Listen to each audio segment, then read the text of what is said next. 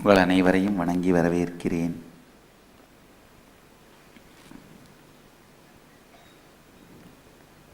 பதினைந்து நாடுகளில் இருமுனை காணொளி காட்சியின் வழியாக அமர்ந்திருக்கும் அன்பர்களையும் வணங்கி வரவேற்கிறேன். Singapore Aadheenam, Dallas, Selayang, Toronto, Kulim, Hyderabad, Hong Kong, சியாட்லன்,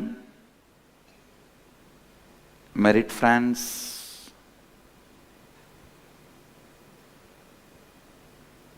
Kulim, Houston,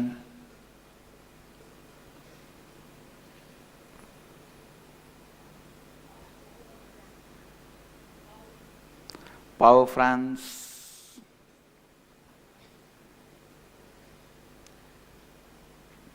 நல்லது. உங்கள் அனைவரையும் வணங்கி வரவேற்கிறேன்.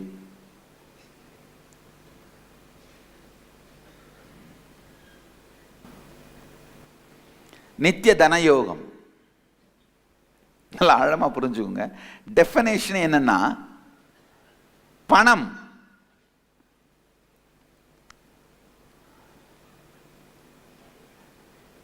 நம் வாழ்க்கை, இது இரண்டுக்கும் இடையே இருக்கின்ற உறவு.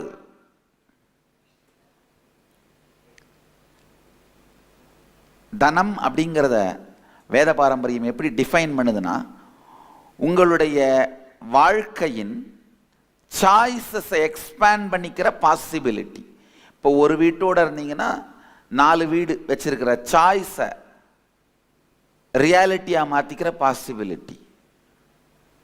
ஒரு கார் வச்சுருந்தீங்கன்னா ஒரு 4 காராக மாற்றிக்கிற சாய்ஸை ரியாலிட்டியாக மாற்றிக்கிற பாசிபிலிட்டி. உங்களுடைய வாய்ப்புகளை விரிவாக்கி கொள்ளும் சாத்தியக்கூறை தான் பணம்னு சொல்கிறோம், தனம்னு சொல்கிறோம். இல்லைன்னா நேரடியாக அந்த பணத்துக்கே எந்த வேல்யூவும் இல்லை, அது நம்முடைய வாய்ப்புகளை விரிவாக்கி கொள்ளுகின்ற சாத்தியக்கூறு.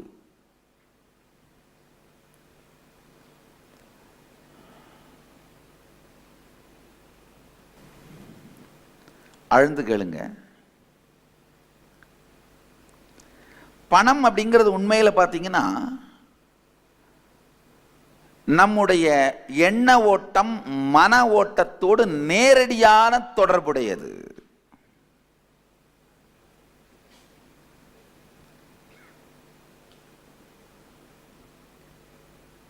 நம்முடைய சிந்தனை ஓட்டத்தினுடைய வெளிப்பாடுதான் பணம்.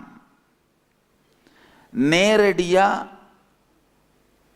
மற்றவர்களுக்கு உபயோகமாகின்ற வகையில் உங்கள் சிந்தனை ஓட்டம் இருக்குமானால் அது பணமாக திரும்புது, பணமா மலருது.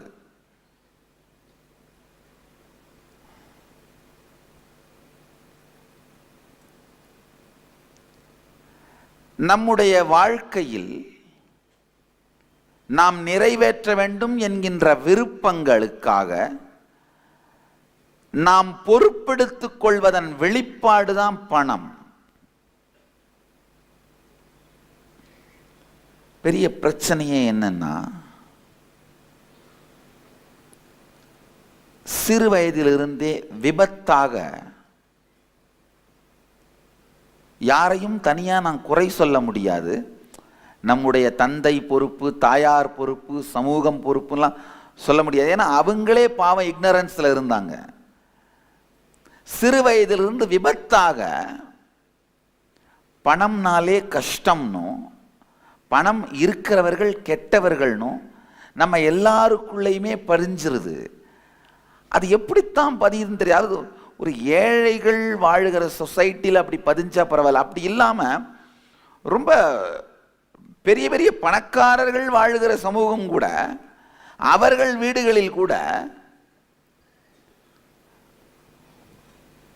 அவர்கள் வீடுகளில் வளர்கிற குழந்தைங்களுக்கு கூட இந்த மென்டல் பேட்டர்ன் இருக்கிறத நான் பார்த்துருக்கேன். ரொம்ப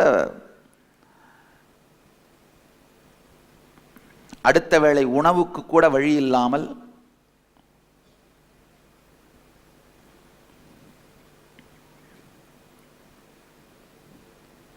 பிச்சை எடுப்பதற்கு கூட உடம்பில் துணிவில்லாமல், சொல்றதுக்கே கஷ்டமா இருக்கு, தன்னுடைய மலத்தையே தின்ன முயற்சித்த அளவுக்கு வறியவர்களையெல்லாம் நான் பார்த்துருக்கேன். அந்த வறுமையையும் அந்த வறுமையில் இருந்தவங்களையும் பார்த்துருக்கேன். அதே மாதிரி உலகத்துக்கே டின்னர் கொடுக்க முடியும்.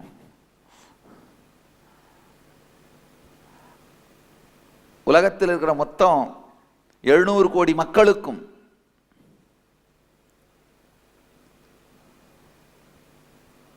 விருந்தளிக்க முடியும். அந்த மாதிரி பணக்காரர்களையும் பார்த்துருக்கேன். எதனோ துரதிர்ஷ்டவசமா 2 பேருக்குள்ளேயுமே, இந்த எல்லா தரப்பு மக்களுக்குள்ளேயுமே இந்த தவறான மன அமைப்பு. பணம் இருக்கிறவங்க கெட்டவங்களா இருப்பாங்க, பணம் இருக்கிறவங்க அரகண்டா இருப்பாங்க, பணம் இருக்கிறவங்க கர்வத்தனம் பிடித்தவர்களா இருப்பாங்க. உண்மையில் இது கிடையாதுங்க. கர்வத்தோட இருக்கணும்னு நினைக்கிறவன் பணமே இல்லைன்னாலும் கூட வேற ஏதாவது ஒரு காரணத்துக்காக கர்வத்தோட இருப்பான். சின்ன வயசுல பணக்காரர் ஒருத்தர் கர்வத்தோட அகங்காரத்தோட நடந்துக்கிட்டாருன்னா அது அவருடைய கெட்ட குணம்னு நினைக்காம பணத்தால் வந்ததுன்னு நினைக்க ஆரம்பிச்ச உடனேயே உங்களுக்குள்ளேங்கயா ஒரு நெகட்டிவான தாட் கரண்ட்டை உருவாக்கிடுறீங்க. அப்ப நீங்க பணக்காரர் ஆகிறதுக்கு நீங்க உங்களை அனுமதிப்பீங்களா? யாருமே அவங்கள கெட்டவங்களா மாறுறதுக்கு அனுமதிக்க மாட்டோம். நம்முடைய ஆழமான தாட் கரண்ட், செல்ஃப் ஹிப்னோசிஸ்னு சொல்லுவோம். நம்மை நாமே மயக்கி மனோவசியம் செய்து வைத்துக் கொண்டிருக்கும் கருத்து என்னன்னா, பணம்னாலே கஷ்டம். அதனால தான் பார்த்தீங்கன்னா, இந்த லாட்ரியில் பணம் விழுந்தா கூட அதென்ன சும்மாவா, வீட்டில் படுத்துட்டு இல்லாமல் எந்திரிச்சேன், தொழாவி 2 ரூபாயை தேடி கண்டுபிடிச்சேன், பஸ் ஸ்டாண்ட் டீ கடைக்கு நடந்து போனேன், அப்புறமா டிக்கெட்டு வாங்கினேன், அதை பத்திரமா எடுத்து வந்து வீட்டில் வச்சுருந்தேன், இவ்வளோ வேலை பண்ண அப்புறம் தானேப்பா 2 கோடி வந்தது. பணம் கஷ்டம்னு ஆழமாக நம்பினதுனால எளிமையா வந்தா கூட என்ன பண்ணுவோம், அந்த ப்ரொசீஜரை கஷ்டமாக்கிரும். நல்லா புரிஞ்சுக்குங்க.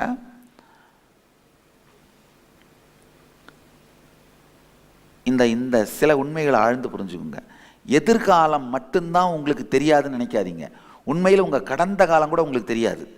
உங்களுடைய நம்பிக்கைகளை சார்ந்து உங்கள் கடந்த காலத்தை நீங்கள் திருப்பி எழுதுகிறீர்கள். கடந்த காலத்தில் நீங்க ரொம்ப கஷ்டப்பட்டு அடைஞ்சதா சொல்ற பல விஷயங்களுக்கு கஷ்டமே பட்டிருக்க மாட்டீங்க. ரொம்ப எளிமையா சாதிச்சுட்டா நீங்க நம்புற பல விஷயங்களுக்கு ரொம்ப கஷ்டப்பட்டிருப்பீங்க. எது கஷ்டம் எது எளிமை அப்படின்னு நீங்க நம்புறதை சார்ந்துதான் உங்களுடைய கடந்த காலத்தை பற்றிய நினைவை நீங்கள் எழுதுகிறீர்கள். ஆழமா புரிஞ்சுங்க. உங்களுடைய கடந்த காலத்தை பற்றிய நம்பிக்கை உங்கள் எதிர்காலத்தை எழுதுவதற்கு அடிப்படை தேவை. உங்க கடந்த காலத்தை பத்தி ஒரு ராங்கான தவறான நம்பிக்கையை நீங்க வச்சிருந்தீங்கன்னா, அது கடந்த காலம் தானப்பா, முடிஞ்சு போச்சு விடப்பா அப்படின்னு நினைக்க முடியாது, நினைக்க கூடாது. ஆழ்ந்து புரிஞ்சுக்குங்க. கடந்த காலம் பற்றி நீங்கள் வைத்திருக்கும் கருத்துகள் கடந்த காலம் பற்றியதாக இருக்கலாம், ஆனால் அவை கடந்து போனவையாக இல்லை. அதனுடைய தாக்கம் உங்கள் எதிர்காலத்தின் மீது இருக்க போகிறது. அதனுடைய தாக்கம் உங்கள் செயல், சிந்தனை எல்லாவற்றிலும் நடக்கப் போகிறது. அப்படின்னும் பொழுது நேச்சுரலா என்ன பண்ணித்தான் ஆகணும், அவைகளை நாம் சரி செய்துதான் தீர வேண்டும். பணம் கஷ்டம்னு நம்ப ஆரம்பிச்சிட்டீங்கன்னா நீங்களே அதை கஷ்டமாக்கிக்கிட்டே போவீங்க.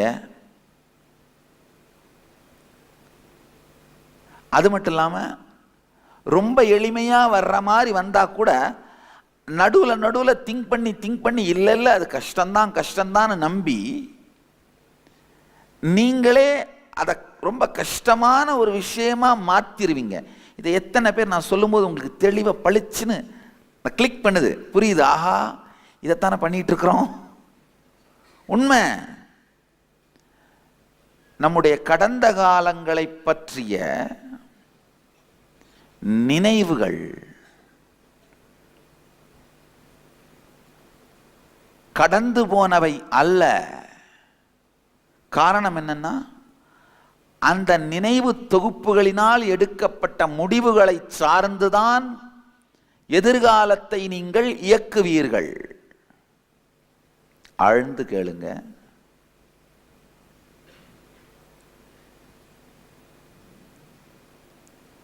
இந்த பணம்ங்கிற கருத்தை பார்த்தீங்கன்னா, அந்த வார்த்தையை சொன்ன உடனே பலருக்கு உள்ளுக்குள்ள வலி தான் வரும். எத்தனை பேர் இந்த வார்த்தையை கேட்ட உடனே உள்ள வலிக்குது சாமின்றவங்க கை தூக்குங்க. இல்லைனாலும் வலிக்கும், இருந்தாலும் வலிக்கும்.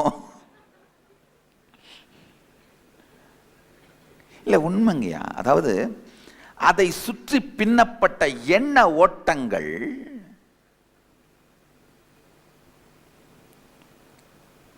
வலி சார்ந்ததாகவே இருக்கிறது.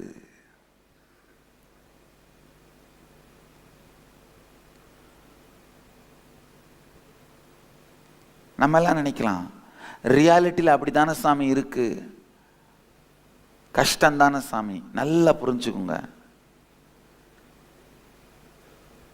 ரியாலிட்டியில், நிஜத்தில், சத்தியத்தில் ஒரு விஷயம் கஷ்டம்னு கிடையவே கிடையாது. காரணம் என்னன்னா, சத்தியத்தோடு இணைந்து வாழ்வதற்கு நம்முடைய உணர்வு பழகிவிடும்.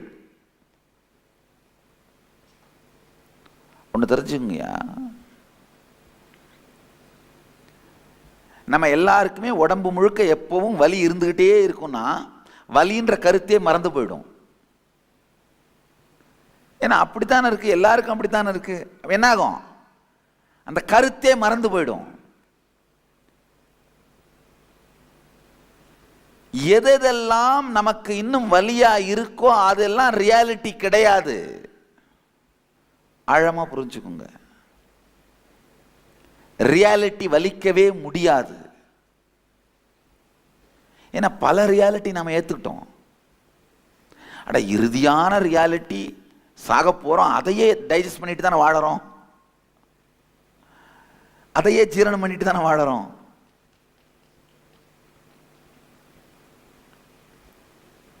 நமக்கு வலிக்கிற எதுவுமே ரியாலிட்டி கிடையாது.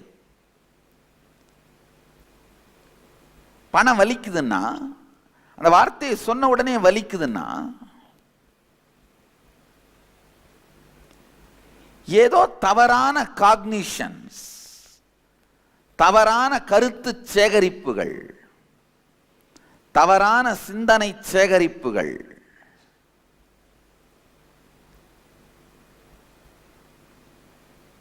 தவறான கருத்து கோர்வை எண்ண ஓட்டங்கள், தவறான இன்கம்ப்ளீஷன்ஸ். ஆழமா புரிஞ்சுக்கோங்க இந்த வார்த்தை, இந்த இன்கம்ப்ளீஷன்ஸ் புரிஞ்சுக்கோங்க. ஒரு சின்ன கதை சொன்னா புரிஞ்சிடும். என்கிட்ட வந்த ஒரு அன்பர் சொன்ன கதை, சொன்ன அவருடைய அனுபவம் நடந்தது. அவருக்கு 47 வயசு. என்கிட்ட சொன்னார், சாமி 7 வயசு ஆகும்போது நானும் என்னுடைய அப்பாவும் பீச்சில் நடந்துட்டு இருந்தோம். அப்போ ஒரு 10 பேர் ஒருத்தர் அடிச்சிட்டு இருந்தாங்க. திடீர்னு அதில் ஒருத்தனை சாகடிச்சிட்டாங்க, வெட்டி கொன்னுட்டாங்க. அந்த கொலையை நேரில் பார்த்த உடனே என் கொலை நடுங்கி அங்கேருந்து தப்பிச்சு ஓடினேன். அவ்வளவுதான். இது வரைக்கும் 40 வருஷமா பீச் பக்கமே போனதில்லை. ஒருவேளை இந்த பீச்சை ஒட்டி இருக்கிற ரோடுங்க பக்கமாக கார் போய் அந்த பீச்சை பார்த்துட்டேன்னா அடி வயிற்றுலேருந்து கலக்கிறது. எனக்கு என்ன ஆகுன்னே தெரியாது. எவ்வளோ சீக்கிரம் முடியுமோ அவ்வளோ சீக்கிரம் அந்த அந்த ஏரியாவிலேருந்து காரை வேற பக்கமாக திருப்பி போக சொல்லிடுவேன். ஃப்ளைட்டில் வந்தேன்னா கூட லேண்டு மேலே போகும்போது தான் ஜன்னல் வழியாக எட்டி பார்ப்பேன். கடல் மேலே போகும்போது ஜன்னல் வழியாக எட்டி பார்க்க மாட்டேன். இல்லை, உண்மையிலே சொல்கிறாரு. அந்த அந்த மர்டரை, கொலையை பார்த்த உடனே ஏற்பட்ட பயம் 40 ஆண்டுகளாக அவரை பீச் பக்கமே போக விடாமல் பண்ணியிருக்கு.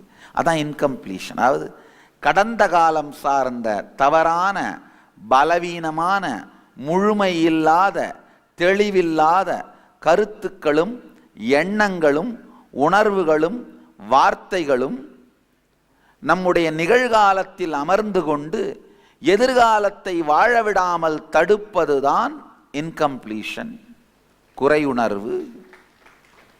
ஆழமா கேளுங்க, திரும்ப சொல்றேன். கடந்த காலத்தில் ஏற்பட்ட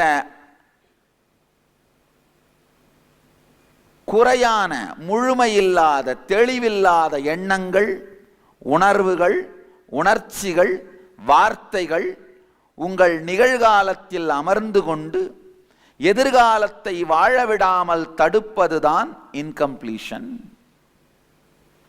உண்மையில் இந்த பீச்சுக்கும் மர்டருக்கும் ஏதாவது சம்பந்தம் இருக்கா? எல்லா பீச்சில் என்ன மர்டர் நடந்துகிட்டேவா இருக்கு? அப்போ பீச் தவிர வேற எங்கேயும் மர்டர் நடக்கிறது இல்லையா? அதிக அளவு மக்கள் எங்கே தெரியுமா சாகுறாங்க? பெட்டில் தான். உலகத்திலேயே பெட்டில் போய் படுக்காமல் இருக்குமா?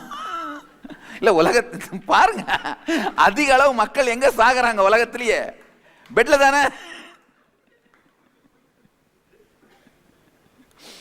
குறையான, முழுமையில்லாத எண்ணப்பதிவுகள் அதை உள்வாங்கி இந்த முழுமையில்லாத கடந்த காலத்தின் எண்ணப்பதிவுகள் நிகழ்காலத்தில் அமர்ந்து கொண்டு எதிர்காலத்தை வாழவிடாமல் தடுப்பது இன்கம்ப்ளீஷன்.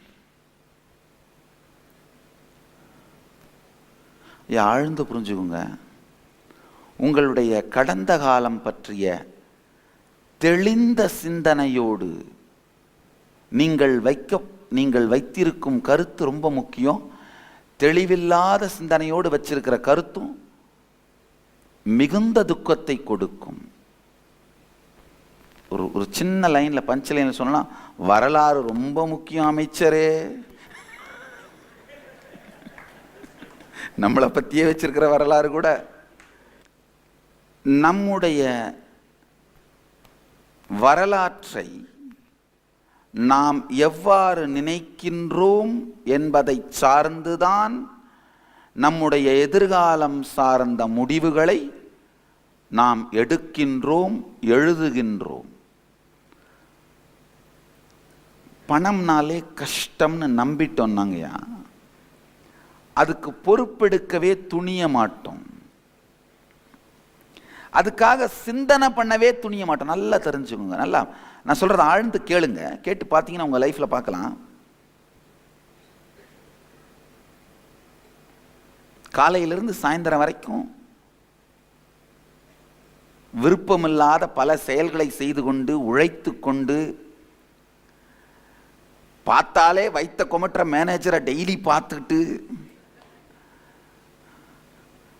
பார்த்தாலே பத்தி எரியற பாச தினம் பார்த்து, பார்க்கறது மட்டும் அந்த பத்தி எரியறத அப்படியே ஈன்னு காட்டி,